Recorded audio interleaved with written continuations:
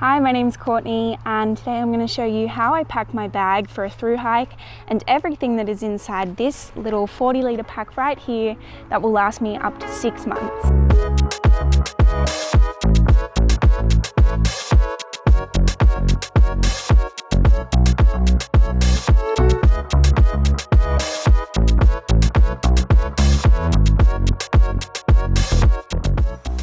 All these people driving past probably think I'm insane.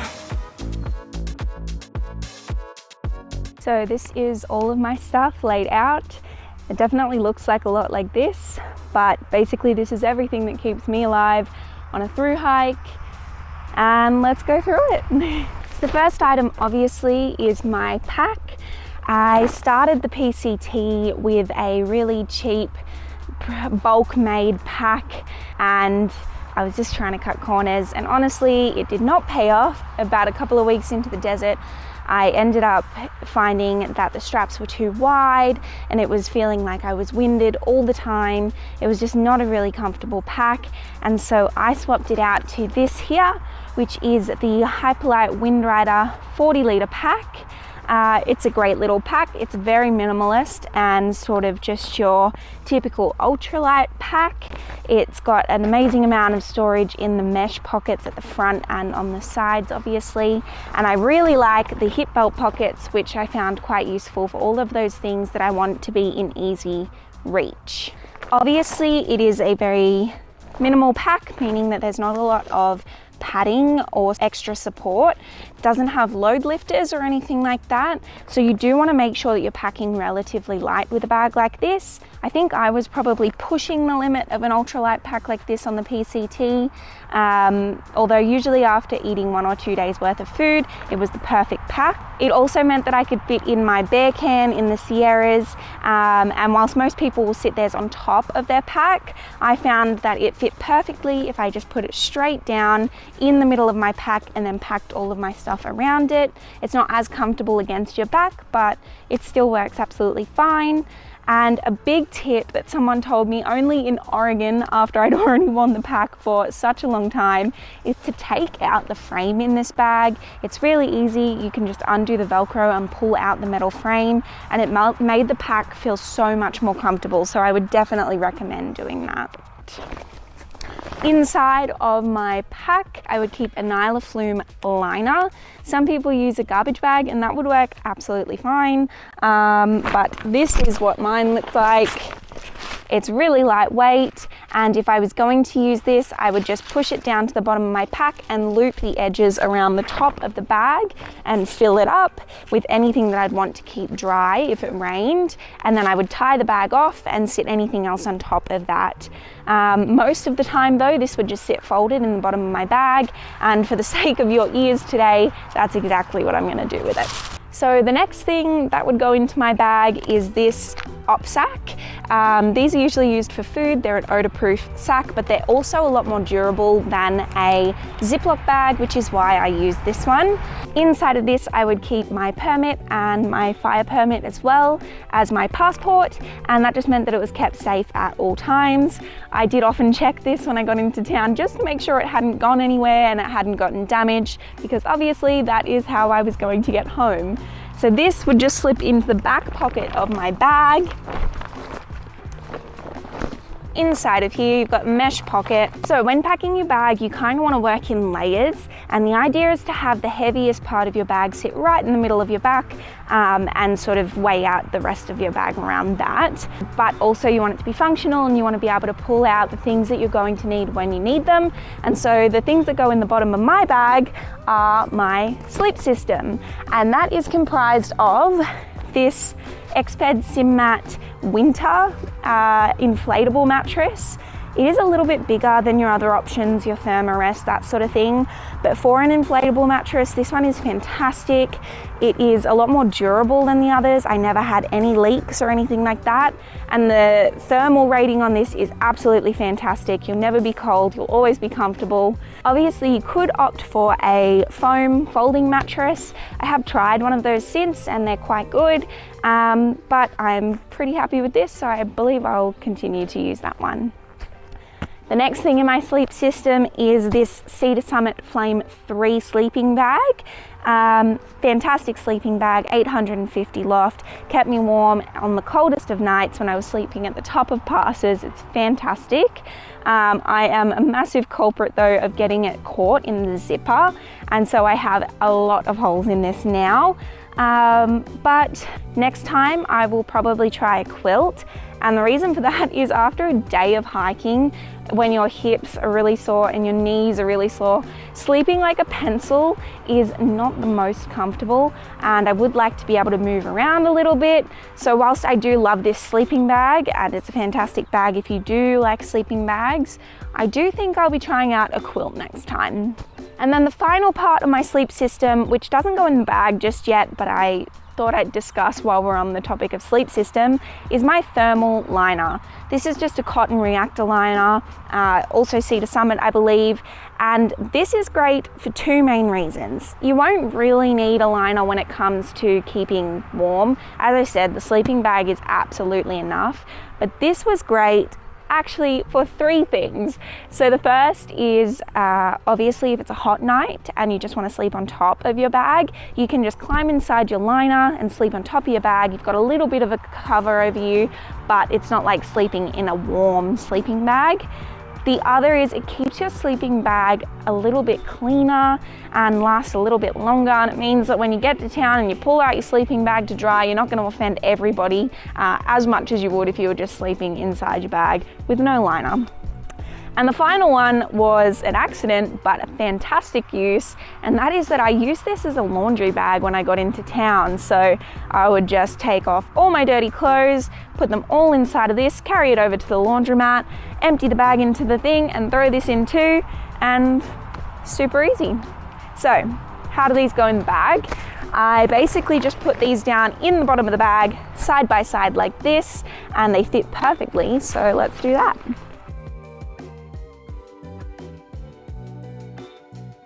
Alrighty, the sleep system is in the bag. What is next? So now I go in and put in all of my little bits and pieces, and I keep these in 3 0G Dyneema bags. They're absolutely fantastic. They've lasted me the whole time. And so those are these ones here. I have 3, 2 of the smaller ones and 1 of the larger one. I thought these would be different colors so I could tell easily which one's which. Let's start with the Diggy bag. Inside of this, I kept all of my antis, my antihistamines, anti-inflammatories, anti-diarrhea, antibiotics, anything that you can think of. I had its nemesis in this bag. I also kept band-aids and tape and anything like that. I had some gear tape and a little sewing kit, which actually came in super handy. I did end up repairing quite a few items of clothing, but also the needle was really useful for when I needed to pop those blisters, which is kind of gross, but it's trail life. I kept a pair of nail clippers and tweezers in there, and I also kept something a little bit controversial. I took a razor. This wasn't for on trail, but just when I got into towns, sometimes it felt nice to shave my armpits and just feel a little bit more clean. And so I kept this one. Obviously it's not 100% necessary, but that goes in there too. The next bag that I took is my electronics bag. This one's a different color, so I could tell it apart in my bag quite easily. Inside of this, I kept my 25,000 milliamp Anker power bank. She's chunky, definitely, but did the job. I never ran flat on anything, and I often forgot to charge it, so that is quite a good sign. I also had 2 different cords. One was a USB-C to iPhone cable, the other was USB-C to USB-C, and I had a little adapter for my Garmin watch, which I wore the whole time, and those cords were enough to charge everything that I had. The final thing that I have in this bag is obviously my power plug for when I got into town and I wanted to charge my phone or my power bank. The prongs poke out, which is fantastic, no holes in my Dyneema bag, and it just has 2 USB-C ports, which is perfect because I had 2 USB-C cables. The final bag I had in this section of my bag is my clothes bag. This is where the weight came in and where the extra stuff that I definitely didn't need came in. So Inside of this little bag, I had a pair of sleep socks. Now this might seem a little over the top, it probably is a little over the top, but I loved having a pair of socks, especially in the Sierra and Washington where it was a bit colder, that I could put on at the end of the day after I've dusted off or washed off my feet a little. It'd keep my bag a little bit cleaner, and it just meant that I felt nice and cozy. So these were great.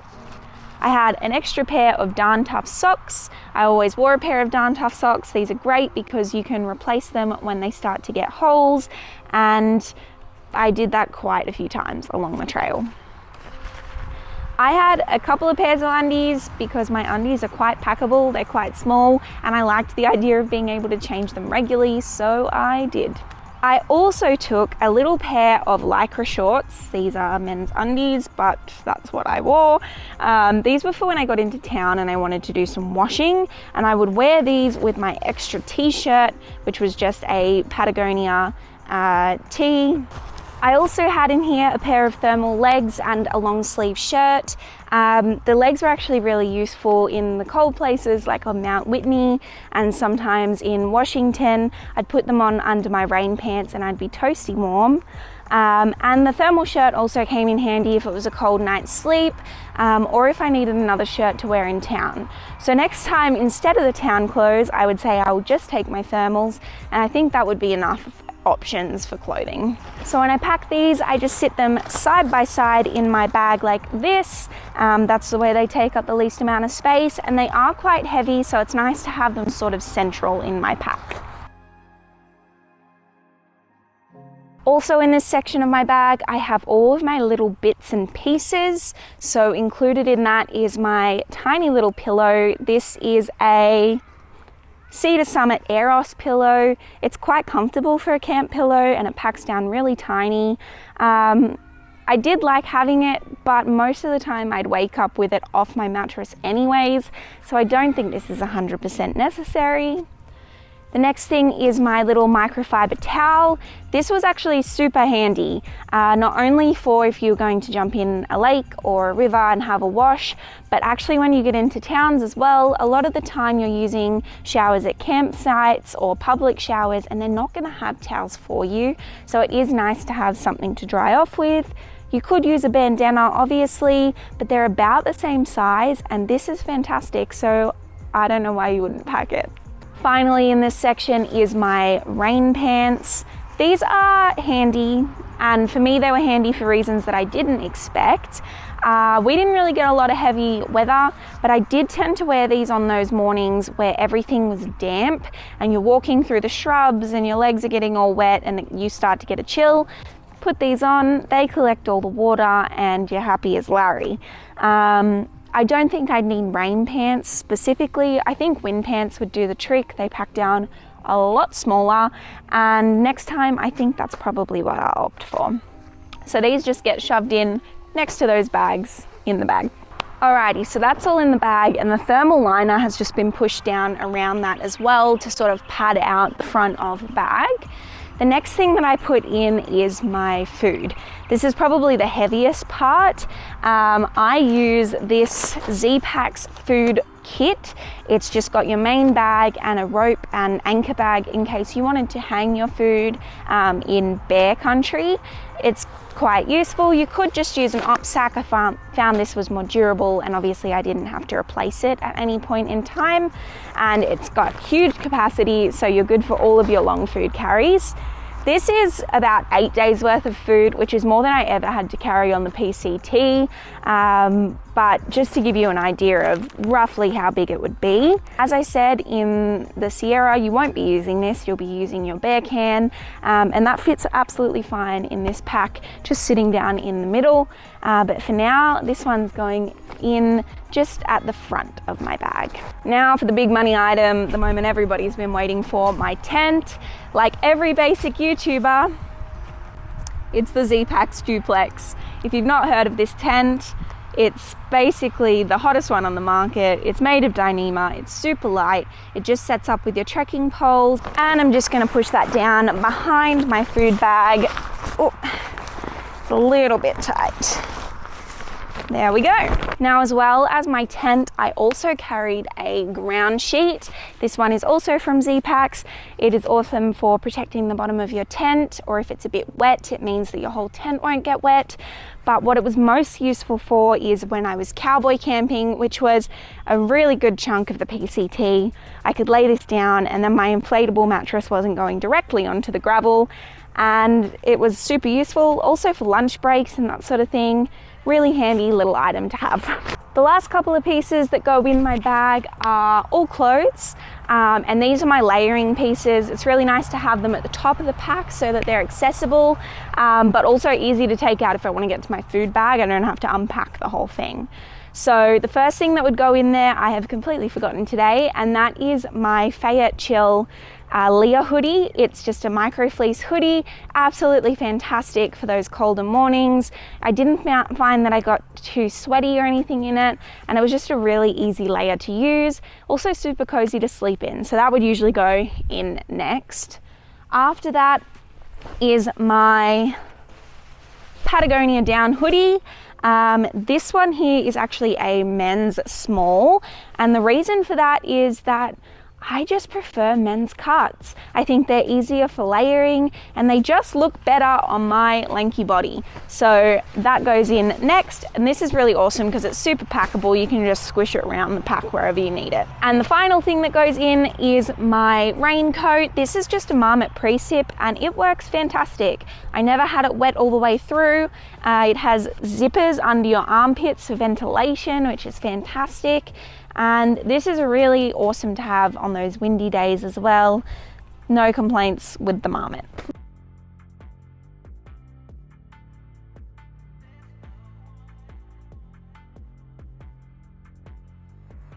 Alrighty, so now we move on to the front pocket. As I said, this is awesome. It's huge, and I really enjoyed having this for anything that I wanted easily accessible when I didn't want to go into my pack throughout the day. So the first thing I would usually put in here is any snacks I had for the day, including my lunch. I'd just put them in a large Ziploc bag and shove them in the front. The next thing is everyone's favorite topic to discuss, my poop kit.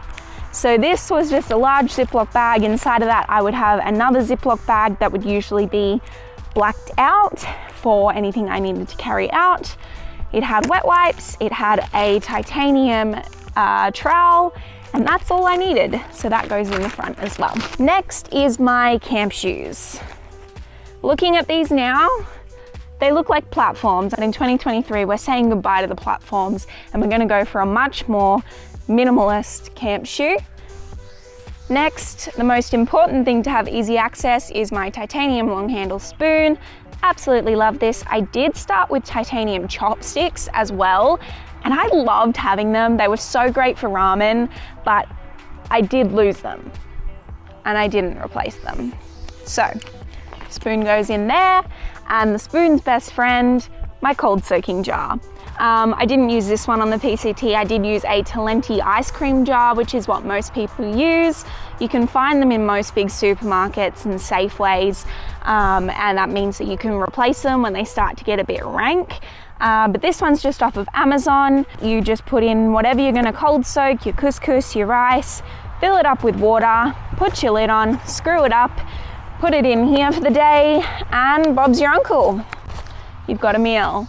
What I will say about this is when you're in the really hot places like NorCal or the desert, depending on what you're cooking, sometimes it's not the best idea to leave it in your front of your bag, as I found out the hard way when I made mac and cheese and nearly made myself throw up when I ate it. That's the front pocket of the bag. Then I moved on to the drink bottle pockets. And as you can guess, we put drink bottles in them. So I use smart water bottles. Usually in the desert, I would use 2 1.5 litre bottles. And for the rest of the trail, I just used 1 litre bottles, which were absolutely enough. There is plenty of water to top up as you go. These ones in Australia are Waterford's bottles, and they have the same thread as your Soya Squeeze and most of your well-known bladders. So that's why I've got these ones here. That goes in the side with, you guessed it, the Sawyer Squeeze. This is how I filtered all of my water. I used just the one filter for the entire trip. You can backwash these. I did carry an extra one of these, the little washer that goes inside, because you can lose them quite easily. So that just went into my ditty bag. And another great thing that we discovered towards the end is an attachment which you can screw onto the top of your filter and the top of your bottle.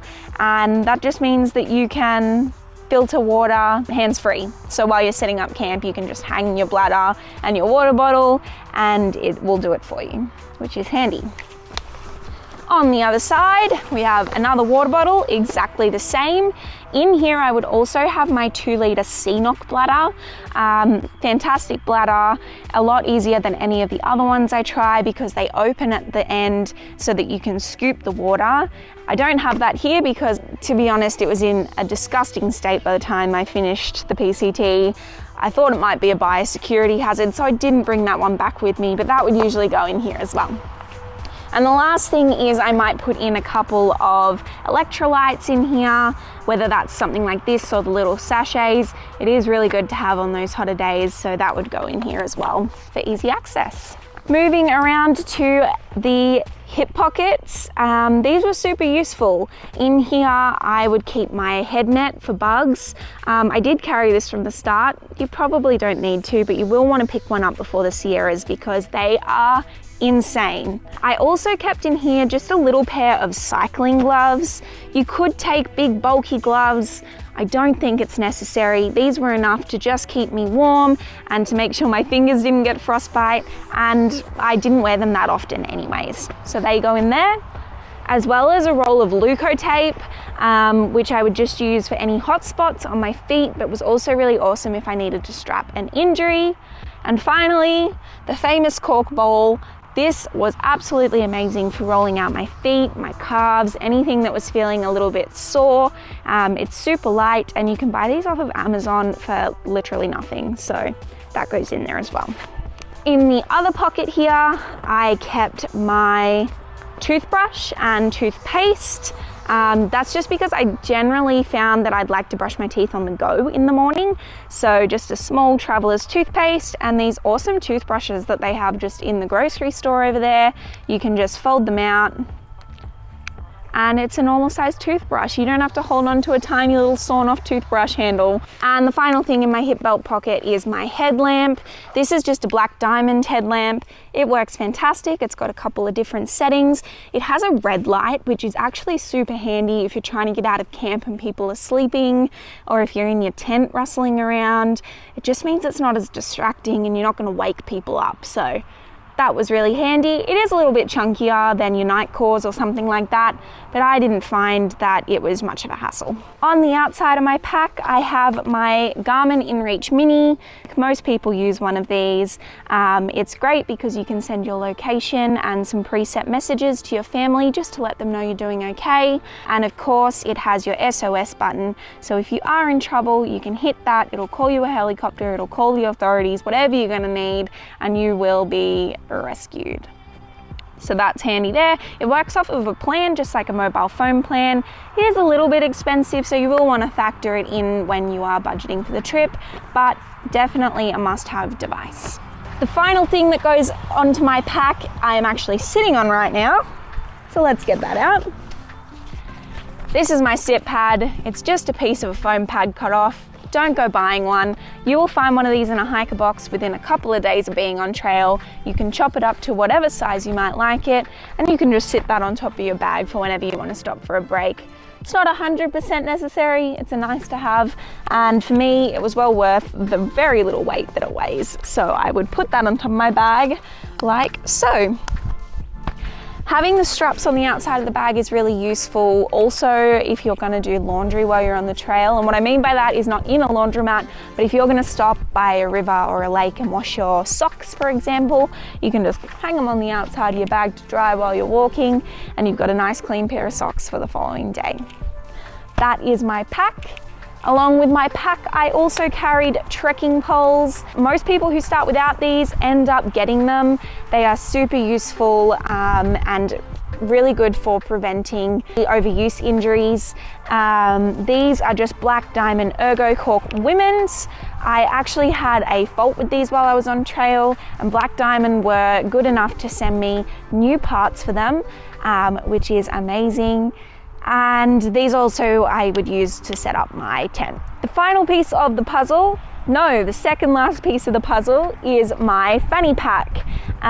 So this here is a Light AF fanny pack or bum bag. It works absolutely great. It's a nice boxy shape. It's got quite a lot of volume, and yes, it used to be white. Maybe don't go with white. It has this little stretchy mesh pocket at the front, which was great for my iPhone. I use my iPhone mainly to take photos and for navigation using the Far Out app, and so that would just sit in the front for easy access. If I wasn't wearing them, my sunglasses would also go in there. These sunglasses were like $30 for 2 pairs off of Amazon. They're polarized, and I wasn't worried about ruining them because they were cheap. So I'd put those in here as well. If they weren't in here, they were usually on me. I did start with a little seat belt for my sunglasses, just a cord that goes around your neck. Inside my fanny pack, I would keep my little Dyneema wallet. I believe this one is just Light AF. I would keep my bank card and my ID in here, a mini version that I laminated of my permit, and a little Bic lighter just in case I needed that one as well. I also had corded headphones. These are just the Apple corded headphones. The reason I picked these over wireless ones is for 2 reasons. The first is that I wouldn't have to charge these up. I could just plug them in and I was good to go at any time. I could also just wear one in my ear and have the other hanging. So if I was wanting to listen out for rattlesnakes or wildlife, these were quite handy. And the other reason is because I have a few piercings in my ears and sometimes earbuds don't fit that great, and so I was worried that one would fall out and I would lose it. So this is the way that I went, and I would suggest doing that too. Finally, I also had in here my little knife. You definitely don't need a knife on the trail. As a girl, it made me feel a little bit more comfortable to have this. It's just a tiny little blade that folds in on itself. It's useful if you're going to be opening packages or that sort of thing. Not 100% necessary, but nice to have, and it's tiny, so it worked well. I also had a little lip balm in here. I also had my DJI Pocket 2, which is my little camera, and that would fit in there as well. Attached to the outside of my fanny pack is my cooler cloth. This is just a little microfiber cloth. They're really well designed, so you can just sort of unclip it and it's open. You use that to wipe after you go to the bathroom, and you can clip it back together, and it's relatively sanitary. Give that a little wash whenever you can, and you're good to go. The reason I have this on my fanny pack and not on my backpack is because I found that when it was on my backpack, I was having to take the whole thing off, put my pack down, go to the bathroom, put it back on, attach it. A lot of work. When I had it on my fanny pack though, it was right next to where it needed to be. I didn't have to take it off at all, and I didn't have to take my pack off either. So that's a great skill that I learned on trail, is to balance with a pack on. So now the question you've all been waiting for is, what did I wear on the PCT? This is really, really simple, what I wore every single day. Obviously it changed a little depending on the weather, and I had those layering items in the top of my pack there just for that. So I used these little New Balance shorts. I got them off Amazon. They were super duper cheap. They're just a normal running short. They have the inbuilt undies. And they were absolutely fantastic. I wore them the whole time. The only issue that I did have was when I snagged it on a tree right at the end, and that's where that sewing kit came in handy. I stitched it back up and it was absolutely fine. I still wear these now. They're super comfy. I love them. The next item that I wore is my Patagonia sports bra. This is just a really nice light sports bra. I liked that it didn't have cups or anything like that. It wasn't super tight or restrictive, and that was really good for me. I don't need a lot of support. The other thing I would recommend with your sports bra is, when you can, take it off to go to sleep at night. I ended up getting some pretty bad sores on my collarbones just from having these straps on constantly and my backpack straps on, and so taking this off felt like an absolute treat. I would use this to swim in as well, and it worked absolutely fine. For underwear, I didn't use anything special. I actually just used the normal underwear I wear at home. I didn't find that I needed camping underwear or anything specific like that. Finally is my hiking shirt. This is actually a running shirt and I got it from a UK brand called Tracksmith.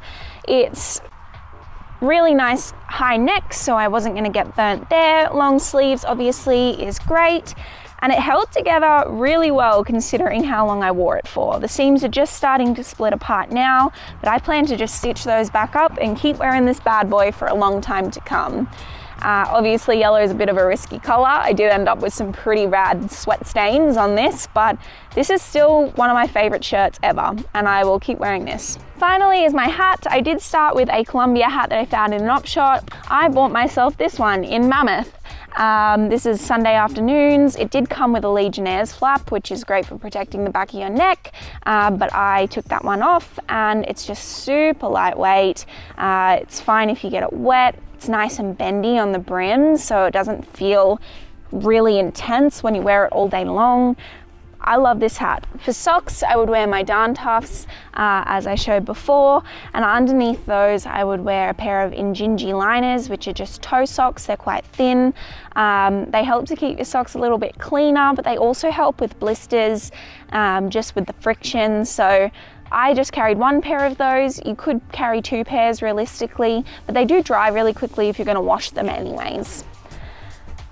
I would wear these shoes here towards the end of the trail. I did start in the Olympuses, the Ultra Olympuses, and I believe it was the Olympus 4. They were absolutely fantastic. They've got a really high stack on them, which means you can barely feel the ground. They're super comfortable.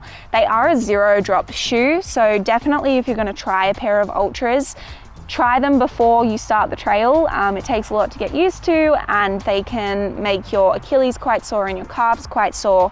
So if you're going to go for an Ultra, definitely give it a go before you get on trail. After the Olympus 4s, I did try the Olympus 5s when they came out. They were also pretty good, but by that point I was absolutely destroying shoes and they were not lasting me long at all. So that's when I gave these a go. These are the Mont Blancs. I don't believe they're really for hiking, but I found them super nice. They're a really minimal shoe. They kind of feel like socks around the front. There's not a lot of padding there. And inside of these, I would just wear a Dr. Scholl's plantar fasciitis inner sole. These are absolutely destroyed, but they just sort of sit in your shoe and they help with a little bit of arch support. And I found that they made a massive difference when I didn't use these. I'd get really sore feet and my arches would be aching by the end of the day. So I do recommend a pair of these. I do recommend probably swapping them out before they look like this. On top of these, I wore trail gaiters. I just had the Ultra trail running gaiters. They're just a short little lycra gaiter and they just stop the sand and that sort of thing from getting inside of your shoes. In Australia, we don't really have a lot like that. We tend to use snake gaiters, but that's not really necessary over there. The trail running gaiters did the job absolutely fine. So that is everything I took on the PCT. I have everything linked on my website. There's a gear page and you can see everything that I took with me there as well. I hope that this was helpful in some way. At the end of the day, the best gear is going to be the gear that feels best for you.